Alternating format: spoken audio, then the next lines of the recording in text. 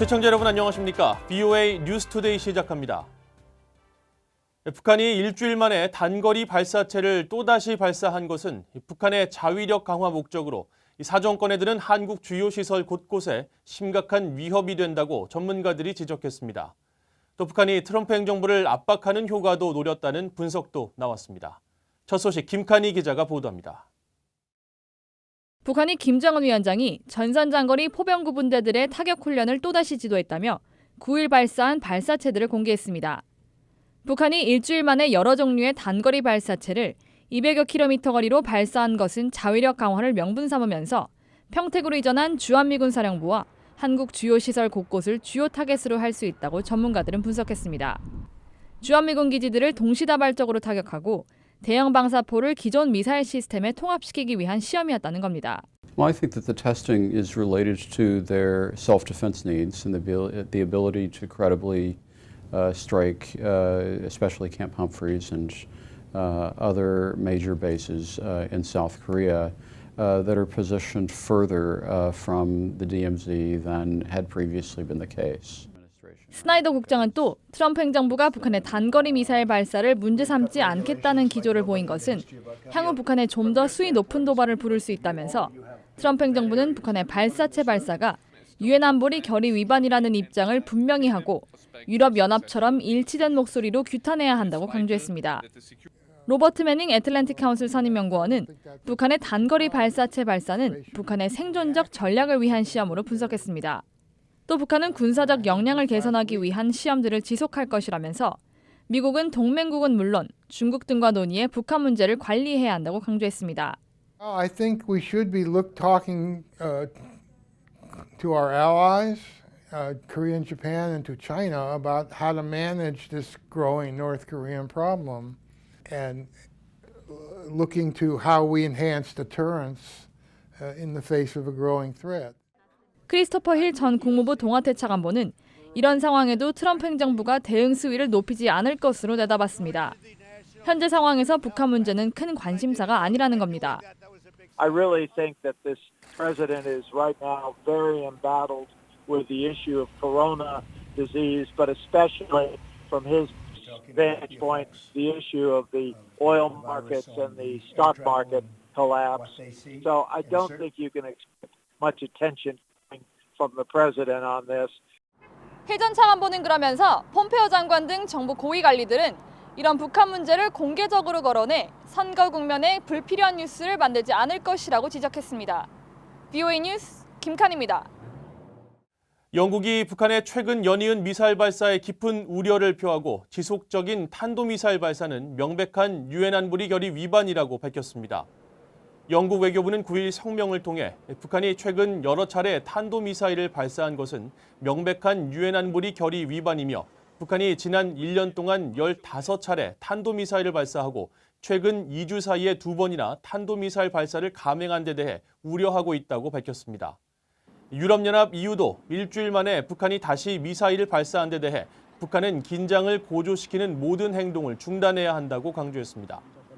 EU 대변인은 9일 BOA에 보낸 이메일 답변을 통해 이같이 밝히고 북한은 핵무기 없는 한반도의 신뢰를 구축하며 영구적 평화와 안보 수립을 위한 외교적 절차를 밟기를 희망한다면서 북한의 비핵화 실무협상 복귀를 촉구했습니다.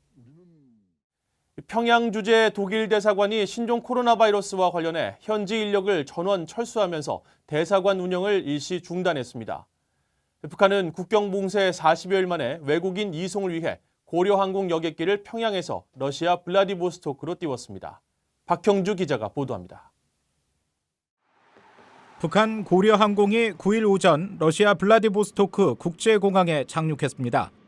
북한 당국이 신종 코로나 바이러스 차단을 위해 국경을 전면 봉쇄한 지 40여일 만에 출국을 원하는 외국인 이송을 위해 특별 항공편을 띄운 겁니다.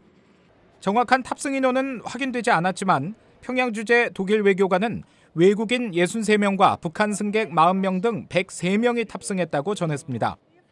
북한 주재 러시아 대사관은 이날 자국 공관 직원 13명을 포함해 독일 대사관과 프랑스, 스위스 측 협력사무소 직원 전원이 평양을 떠났다고 밝혔습니다. 평양을 빠져나온 독일 외교관은 취재진들에게 북한에 다시 복귀하겠지만 시점은 장담할 수 없다고 밝혔습니다. I'm all for it that coming back next month or in 2 months. Even if it takes 6 months, I'll be there. We left our whole apartment full of staff. 외교관들은 평양 내 감염자 여부에 대해서는 말을 아꼈습니다. 다만 북한 전역에 긴장감이 감돌고 있으며 당국도 코로나 대응을 최대 현안으로 보고 있다고 전했습니다. And there is a certain tension in the city and all over the country because people are aware of the coronavirus and they have it in all their media. So it's the biggest issue that they are dealing with at the moment. 독일 외교부도 VOA에 평양 대사관 일시 폐쇄를 확인하고 북한의 부적절한 신종 코로나 바이러스 대응책은 외교 관계에 관한 빈협약 위반이라고 지적했습니다. 독일 측은 또 북한 내 학교 대부분이 잠정 폐쇄됐다면서 여객기 운행이 재개되고 국경이 다시 열리길 바란다고 밝혔습니다. 러시아 블라디보스토크 공항 측은 매주 월요일과 금요일 2차례 고려항공 평양발 노선이 운행한다고 현재 안내하고 있습니다. 하지만 실제로 운항이 이루어질지는 확실치 않습니다. VOA 뉴스 박형주입니다. 한국 내 신종 코로나 바이러스 감염증 확진자가 7,400여 명에 이른 것으로 나타났습니다. 한국중앙방역대책본부는 한국 시간으로 9일 오후 4시 기준으로 전날 같은 시간보다 신규 확진자가 165명 증가해 총 확진자 수가 7,478명을 기록했다고 밝혔습니다. 또 오후 9시 기준으로 한국에서 확인된 신종 코로나 바이러스 관련 사망자는 54명으로 전날보다 3명이 추가됐습니다. 한편 신종 코로나 바이러스 대응 조치로 한국발 입국자를 금지하거나 격리하는 등 입국 제한 조치를 취하고 있는 나라는 9일 오후 6시 기준으로 전날보다 2곳 늘어난 총 106개 국가, 지역으로 확대되면서 전 세계 절반에 달하는 국가들이 한국발 입국을 제한하고 있습니다. 북한은 신종 코로나 바이러스 방역과 관련해 지금 같은 고립된 방식이 아니라 의료진 등 국제 지원단체의 완전한 접근을 허용해야 한다고 유엔 북한인권특별보고관이 밝혔습니다. 특히 북한 내 현지 상황을 투명하게 공개할 것도 촉구했습니다. 김영교 기자가 취재했습니다. 토마스 오웨와 퀸타나 유엔 북한인권 특별보고관은 스위스 제네바에서 열리고 있는 제43차 유엔 인권이사회에 참석해 현재 북한의 신종 코로나 바이러스 대응 방식의 문제점을 지적했습니다. 현재의 고립 방식은 신종 코로나 바이러스 확산 위협에 대한 해결책이 될 수 없다면서 인권 기준에 맞춰 국제 지원을 수용해야 한다고 강조했습니다. Measures to contain the combat the spread of COVID-19, such as lockdowns and quarantines, as well as treatment of patients, should be carried out in strict accordance with human rights standards. Further isolation of the country is not the answer. The international community must respond accordingly and offer medical and scientific assistance.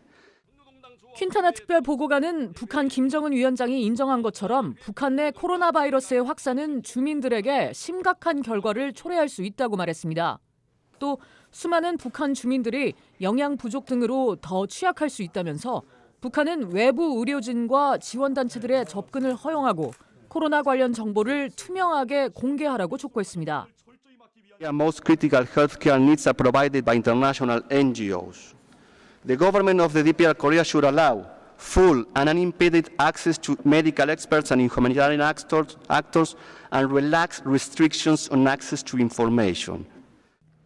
퀸타나 특별보고관은 이어 코로나 바이러스 확산을 둘러싼 최근의 위기 상황으로 북한 주민들이 겪을 경제적 어려움에 주목해야 한다고 말했습니다.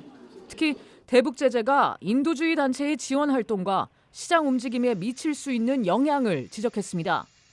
제네바 주재 한국 대표부는 코로나 바이러스의 빠른 확산으로 북한 내 인권 상황이 더 악화될 수 있다고 우려했습니다. 유럽연합 대표부는 북한의 비핵화 협상 교착과 신종 코로나 바이러스 위협에 따른 북한의 고립 상황 심화가 북한 내 인권 상황을 더 악화시키고 있다고 지적했습니다. VOA 뉴스 김현교입니다. 클라크 쿠퍼 미국 국무부 정치 군사 담당 차관보는 트럼프 대통령과 폼페오 국무장관 등 모든 미국 관계자들이 기대하고 있다며 한국의 방위비 분담금 협상 복귀를 촉구했습니다. 쿠퍼 차관보는 지난 6일 국무부 브리핑에서 한국인 근로자들에 대한 무급 휴가 30일 전 통보와 관련된 질문에 이같이 답하면서 오는 4월 1일이 미국이 기대하는 시한이며 이와 관련해 한국이 협상 테이블로 돌아올 수 있는 기회가 분명히 있다고 판단한다고 밝혔습니다. 이상으로 VOA 뉴스투데이를 마칩니다. 시청해주신 여러분 고맙습니다.